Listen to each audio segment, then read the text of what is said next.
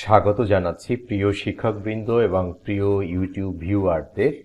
আমরা আজকে তৃতীয় গণবিজ্ঞপ্তিতে ৩৫ ঊর্ধ্ব যে সকল আবেদনকারী রয়েছেন তারা আবেদন করতে পারবেন কিনা সেই বিষয় নিয়ে আমরা আলাপ করব। এবং তৃতীয় গণবিজ্ঞপ্তির মাধ্যমে আমরা জানি যে প্রায় ৫৪,০০০, প্রায় অর্ধ লক্ষাধিক বললে ভুল হবে না, অর্ধ লক্ষাধিকেরও বেশি, অর্থাৎ ৫৪,৩০৪টি পদের জন্য সে এটা হয়তো অনেক বড় একটা পদ। এবং আমরা দেখতে পাচ্ছি যে কোন কোন শিক্ষা প্রতিষ্ঠানে এই কোন কোন সাবজেক্টে পদগুলো শূন্য রয়েছেন এবং তারও একটা তালিকা আমরা পাচ্ছি। এবং একজন আবেদনকারী সে চাইলে সেই জায়গা থেকে অর্থাৎ শিক্ষা প্রতিষ্ঠান চয়েস করে বিভাগ ওয়াইজ বা জেলা ভিত্তিক শিক্ষা প্রতিষ্ঠান চয়েস করে এবং সাবজেক্ট চয়েস করে সে আবেদন করতে পারবেন। তাহলে আমরা সরাসরি এনটিআরসির ওয়েবসাইটে আমরা একটু চলে যাব। আমরা এখানে দুটো ওয়েবসাইট দেখতে পাচ্ছি। দুটো ওয়েবসাইটের মধ্যে প্রথম ওয়েবসাইট হচ্ছে ntrca.gov.bd, অর্থাৎ এই ওয়েবসাইটের মাধ্যমে আমরা সকল বিজ্ঞপ্তি যাবতীয় তথ্য আমরা পেয়ে থাকি। এটা অর্থাৎ শিক্ষা মন্ত্রণালয়ের একটা এনটিআরসি একটা ডিভিশন, যার মাধ্যমে নিবন্ধনধারী প্রার্থীদের যাবতীয় সনদ সংক্রান্ত তথ্য এবং ভর্তি সংক্রান্ত অর্থাৎ বিজ্ঞপ্তি সংক্রান্ত তথ্য সবকিছু আমরা ntrc.gov.bd এই ওয়েবসাইটের মাধ্যমে পেয়ে থাকি। আমরা ওয়েবসাইটটা একটু দেখব। আমরা প্রথমেই যে ওয়েবসাইটে দেখছিলাম মূলত এটা হচ্ছে এনটিআরসি এর সম্পূর্ণ ওয়েবসাইট। এটা আমরা একটু স্ক্রল করে একটু ইনফরমেশনগুলো দেখতে পাচ্ছি। এখানে অনেকগুলো ইনফরমেশন রয়েছেন, শিক্ষক নিয়োগ সংক্রান্ত যাবতীয় নিয়োগ বিজ্ঞপ্তি, অনলাইন নিয়োগ, অনলাইন আবেদন নির্দেশাবলী, যাবতীয় তথ্য এখানে দেওয়া রয়েছেন। এবং এখানে আমরা নোটিশ বোর্ড দেখতে পাচ্ছি। নোটিশ বোর্ডে আমরা তৃতীয় গণবিজ্ঞপ্তি আমরা এখান থেকে পেয়ে যাব। নোটিশ বোর্ডে আমরা ক্লিক করলে তাহলে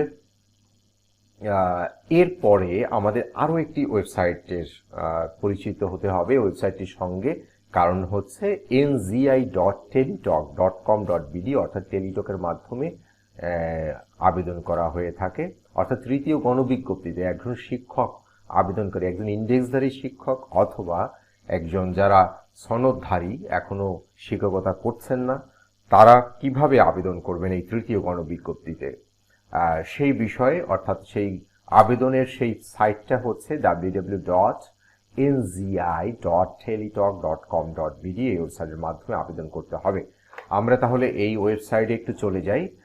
আমরা এই ওয়েবসাইটে দেখতে পাচ্ছি nzi.teletalk.bd.com। এখানে হচ্ছে কম্বাইন্ড ন্যাশনাল মেরিট লিস্ট আমরা দেখতে পাচ্ছি, ডাটা কালেকশন অর্থাৎ প্রথম থেকে পঞ্চম নিবন্ধনধারীদের জন্য তথ্য হালনাগাদ করার জন্য একটা আবেদন করা বিজ্ঞপ্তি প্রকাশ করা হয়েছিল এর পূর্বে, এবং এই লিঙ্কটার মাধ্যমে তারা চাইলে এখনো তথ্য হালনাগাদ করতে পারবে, কারণ তারা প্রথম থেকে পঞ্চম নিবন্ধনধারীরা তথ্য যদি হালনাগাদ না করে তাহলে তারা এই তৃতীয় গণবিজ্ঞপ্তিতে আবেদন করতে পারবে না, অর্থাৎ আবেদনে অংশগ্রহণ করতে পারবে না। তাহলে তাদের সর্বপ্রথম তথ্য হালনাগাদ করতে হবে, তারপরে তাদের আবেদন করতে হবে।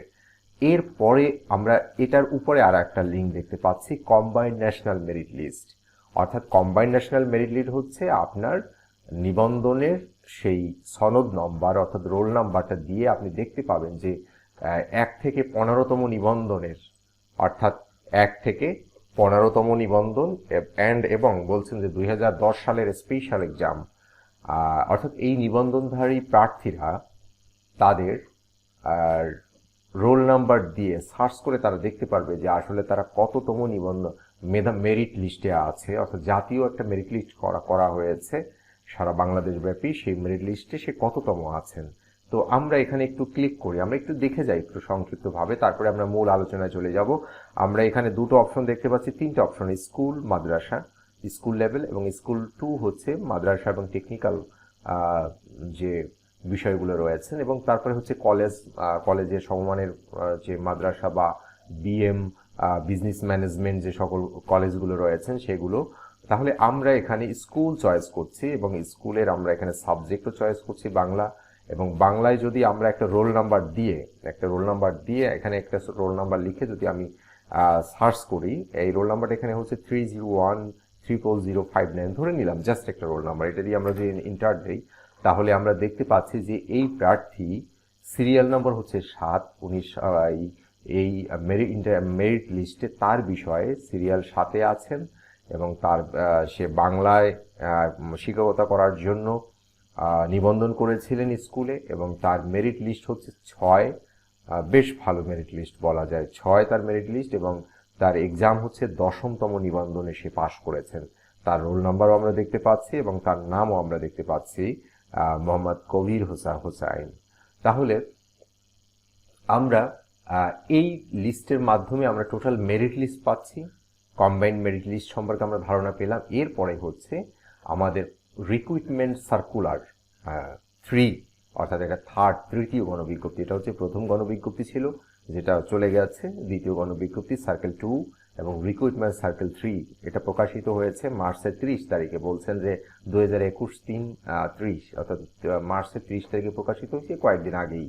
অর্থাৎ এখানে ক্লিক করলে আমরা সার্কেল 3-তে চলে যাব। সার্কেল 3 থেকে আমরা ডিটেইলস আমরা দেখতে পারবো, আমরা বিজ্ঞপ্তি দেখতে পারবো, আমরা আমাদের যে মূল টপিকস আজকে 35 ঊর্ধ্ব আবেদনকারীরাই আবেদন করতে পারবেন।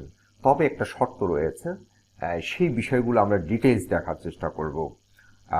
তারপরে হচ্ছে এই হলো বিষয়। আর হচ্ছে আরেকটা ব্যাপার, সেটা হচ্ছে আমরা যে লাস্ট যে অপশনটা আমরা দেখছিলাম সেটা হচ্ছে প্রথম থেকে পঞ্চম নিবন্ধনধারীরা হালনাগাদ করতে পারবে ডাটা কালেকশন। এই অপশনে যদি আমরা ক্লিক করি তাহলে এরকম একটা ডাটাবেজ আমরা দেখতে পাই। এখান থেকে প্রথম থেকে পঞ্চম যারা আছেন তারা এখান থেকে সিলেক্ট করে দিবেন। সিলেক্ট করে দেওয়ার পরে সিলেক্ট করার পরে তারা তাদের রোল নাম্বার দিবেন এবং রোল নাম্বার দেওয়ার পরে আমি যদি রোল নাম্বারটা একটু ইন্টার দেই, অর্থাৎ আমি আবার নতুন করে দিচ্ছি, রোল নাম্বার দেওয়ার পরে তারা নেক্সট বাটনে ক্লিক করবেন। করার পরে এখানে টোটাল ডিটেইলস, তাদের রেজিস্ট্রেশন নাম্বার দিবেন, তারা তার কোন লেভেলে অর্থাৎ স্কুলের জন্য করেছিল না কলেজের জন্য করেছিল সেটা সিলেক্ট করে দিবেন। Father's name, mother's name, date of birth, mobile number, তারপরে এনআইডি নাম্বার, ইমেইল অ্যাড্রেস, তারপরে gender, marital status, nationality, religion, mobile number ইত্যাদি। তারপরে হচ্ছে প্রেজেন্ট অ্যাড্রেস দিবেন, পার্মানেন্ট অ্যাড্রেস দিবেন। তারপরে হলো এরপরে হচ্ছে ক্যান্ডিডেট ফটো দিবেন, এখানে ছবি দিবেন 300x300 পিক্সেলের এবং সিগনেচার দিবেন 300x80 পিক্সেলের। তারপরে হচ্ছে ক্যান্ডিডেট এনআইডি স্ক্যান কপি দিবেন, অর্থাৎ এনআইডি এর স্ক্যান কপি, অর্থাৎ ফ্রন্টের এবং ব্যাকের, অর্থাৎ দুই পাশে দুটো স্ক্যান কপি দিতে হবে, সামনের এবং পেছনের, এবং সে আসলে কত মার্কস পেয়েছিল কম্পালসারি এবং সে কম্পালসারিতে কত মার্কস পেয়েছিল এবং অপশনালে অর্থাৎ তার সাবজেক্টিভ যে মার্কস ছিল সেখানে কত মার্কস পেয়েছিল, এটা ডিটেলস লিখে সাবমিট করে দিবেন। তাহলে তার এটা সাবমিট হয়ে যাবেন। তাহলে আমরা এবার রিক্রুটমেন্ট 3-তে ক্লিক করব। 3-তে ক্লিক করে আমরা যাবতীয় ইনফরমেশন পাবো এবং সেখান থেকে আমরা দেখতে পাবো যে 35 ঊর্ধ্বরাও আবেদন করতে পারবেন। 35 ঊর্ধ্বরা আবেদন করতে পারবেন। তাহলে আমরা চলে যাই থার্ড ফেজে। আমরা ওখানে ক্লিক করার পরে থার্ড ফেজ সার্কেল 3-তে ক্লিক করার পরে এরকম ইনফরমেশন আমরা পাচ্ছি।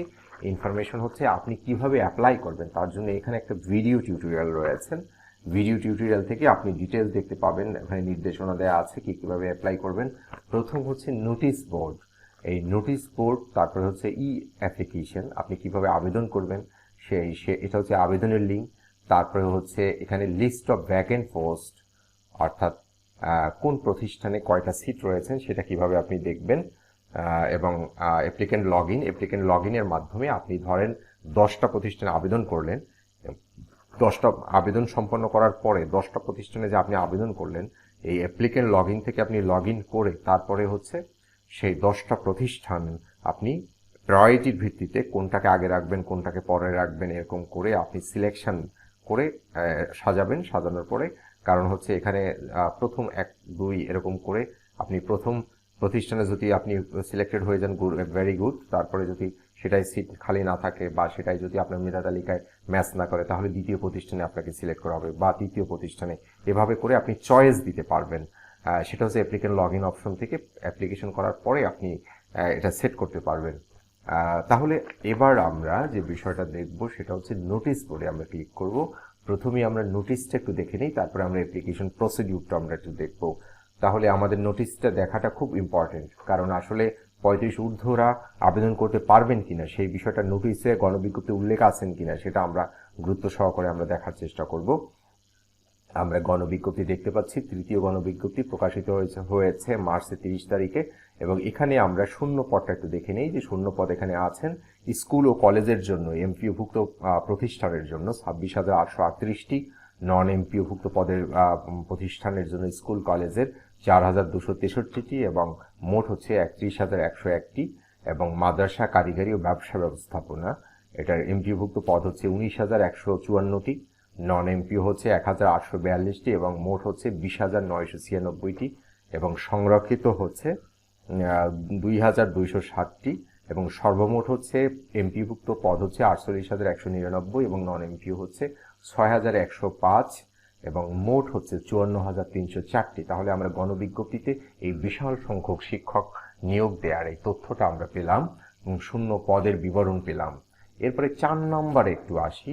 4 নম্বরে বলা হচ্ছে যে আবেদনকারীকে বয়স 1 জানুয়ারি 2020 খ্রিস্টাব্দ তারিখে 35 বছর বা তার কম হতে হবে, কিন্তু তবে এখানে বলছেন যে এখানে অপশন বলছেন তবে শিক্ষক নিবন্ধন পরীক্ষায় উত্তীর্ণ ইন্ডেক্সধারী প্রার্থী, এবং এই কথাটা আমরা একটু বুঝে নেই। শিক্ষক নিবন্ধন পরীক্ষায় উত্তীর্ণ ইন্ডেক্সধারী প্রার্থী যারা ইতিপূর্বে শিক্ষা প্রতিষ্ঠানে চাকরি করছেন এবং ইন্ডেক্স নম্বর আছেন, যারা ইন্ডেক্স নম্বরের মাধ্যমে তারা বেতন পান, গভর্নমেন্ট থেকে বেতন পান, তারাও আবেদন করতে পারবেন। এবং এমপিও নীতিমালায় বলা হচ্ছেন যে ইন্ডেক্সধারী শিক্ষকদের ক্ষেত্রে বয়স শিথিলযোগ্য, অর্থাৎ তারা তাদের 35 ঊর্ধ্ব হলেও তারা আবেদন করতে পারবেন। এবং মহামান্য সুপ্রিম কোর্টের আপিল বিভাগ 3,922/2019 নং মামলার রায় অনুযায়ী 12/6/2018 খ্রিস্টাব্দের তারিখের পূর্বে যারা শিক্ষক নিবন্ধন সনদ লাভ করেছেন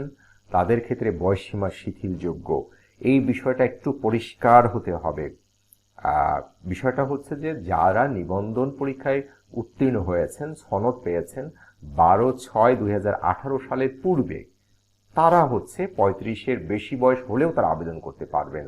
কিন্তু যারা 18 সালের পরে অর্থাৎ 12/6 অর্থাৎ জুনের 12 তারিখের 18 সালের জুনের 12 তারিখের পরে যারা শিক্ষক নিবন্ধন পরীক্ষায় যারা পাশ করেছেন বা সনদ পেয়েছেন তারা 35 বছর হতে হবে, 35-এর বেশি হলে তারা আবেদন করতে পারবেন না। কিন্তু এখানে কথা হচ্ছে যে এ পর্যন্ত যতগুলো শিক্ষক নিবন্ধন হয়েছেন তারপরে 90% প্রার্থী হচ্ছেন সেই 18 পূর্বে পাশ করেছেন। তাহলে বলা যায় যে 90% বা 70% প্রার্থীদের ক্ষেত্রে 35-এর বয়স বেশি হলেও তারা আবেদন করতে পারবেন, অর্থাৎ 35-এর বেশি হলে তারা আবেদন করতে পারবেন। এই বিষয়টা একেবারে হাইকোর্ট থেকে যে রায় দিয়েছেন এবং রায়ের ব্যাখ্যাও এখানে দিয়েছেন, কত নম্বর মামলার রায় সেটাও এখানে লেখা আছে। কাজেই আপনারা পরিষ্কার ইতিমধ্যেই আমার মনে হয় যে বিষয়টা পরিষ্কার হয়েছেন যে 35-এর বয়স বেশি হলেও তারা একটু কনফিউশনে আছেন। কিন্তু আপনাদের যদি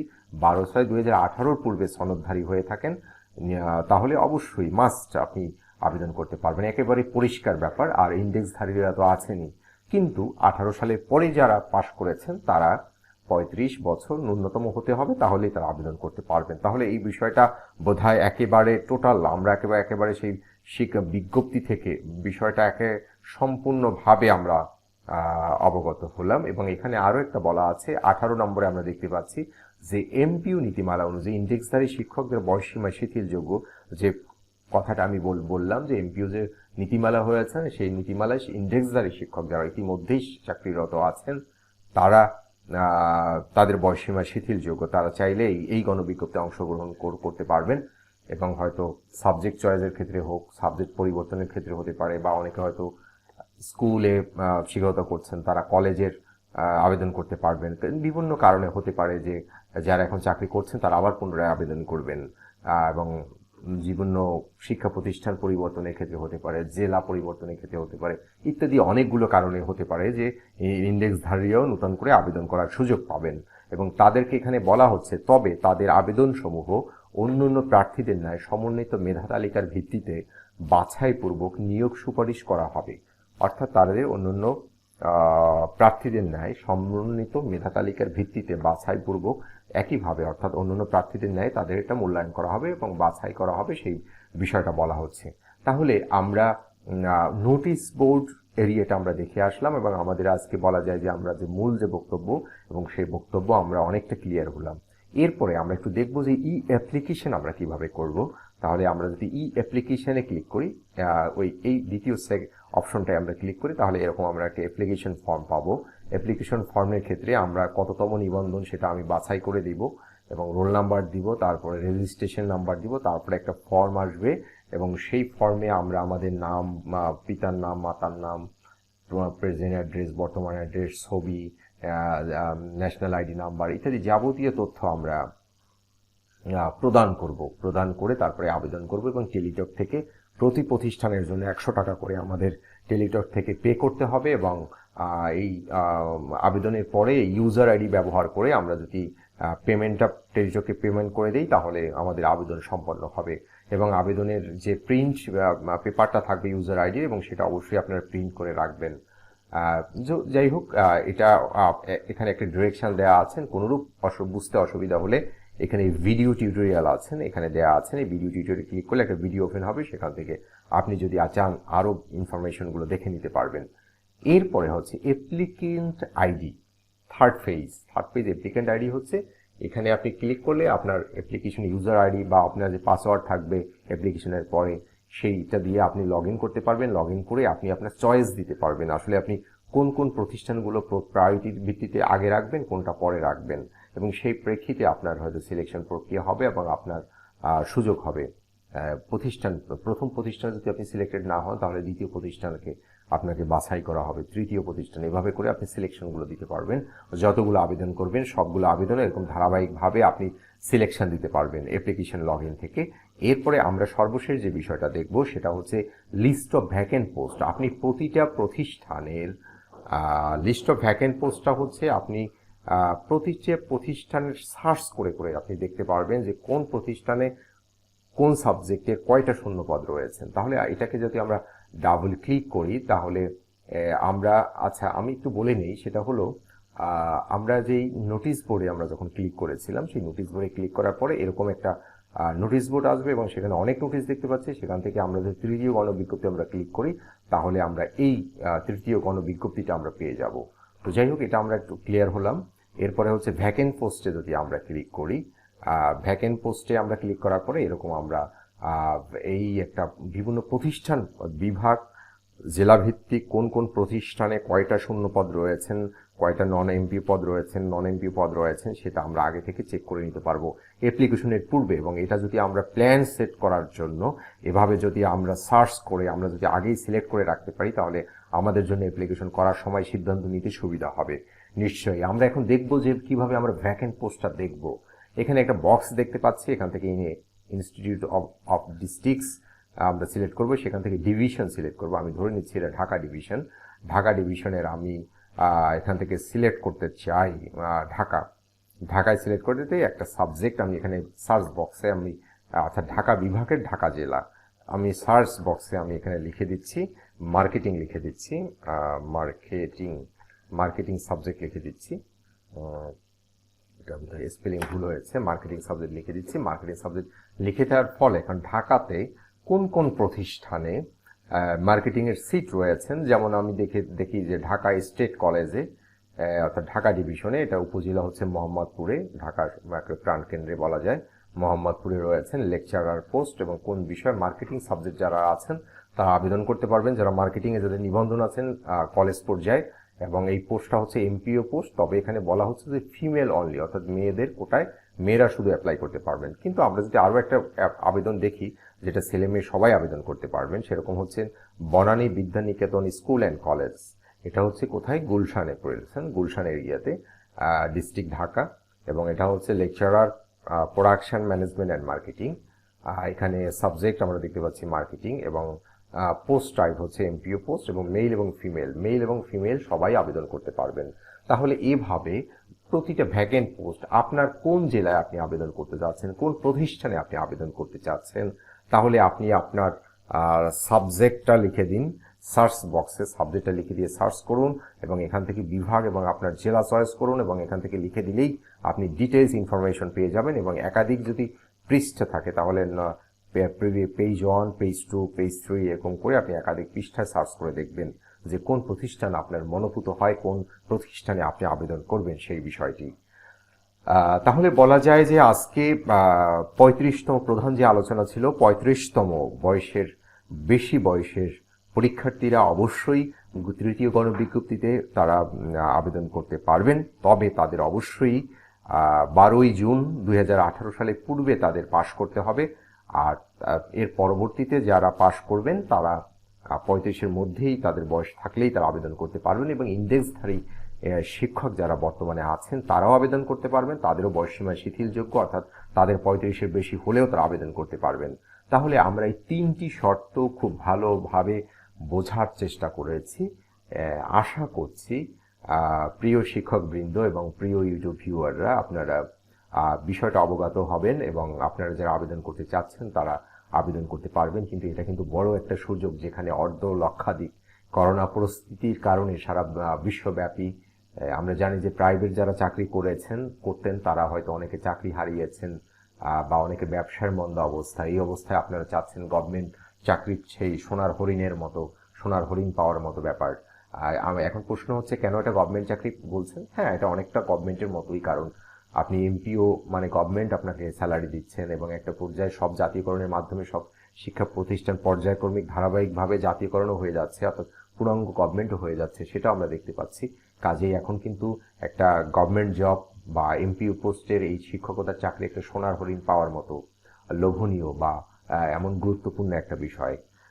কাজেই আপনারা এই বিষয়টা অবশ্যই অবগত হবেন এবং যারা এখানে আবেদন প্রত্যাশী তারা অবশ্যই আবেদন করুন এবং আপনাদের সবার এখানে সুযোগ হোক, সেই প্রত্যাশা ব্যক্ত করে আজকের মতো এখানেই শেষ করছি। আল্লাহ হাফেজ।